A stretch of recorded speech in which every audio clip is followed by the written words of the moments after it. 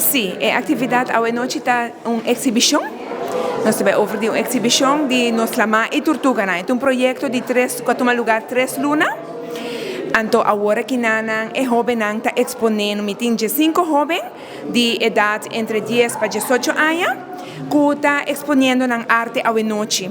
E está uma exibição de conscientização tocante de nos tortugas, de 4 tortugas que também visitam nos islas durante anos, e também nos coral, também tique de mangrove, então é arte de conscientização para o povo de Aruba.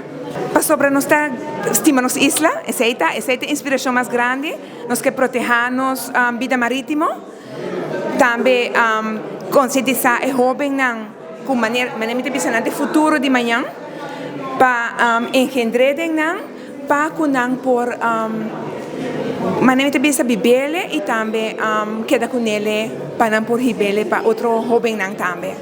A mensagem está tocante de saco, tocante maioria besta tortuga e coral, e também por mira também de tortuga e baby que nasce, também para proteger essa também maneira de caso que na haya voorlichting de tortuga ruba para não mexer que tortuga ora que não nasce, dus para não seguir bem não vai lá ora que não cabe nasce, para sobre depois não bem back depois pari aya 20 aya não bem back na país natal que tá Aruba. Não, exatamente, essa aqui tá a base de arte.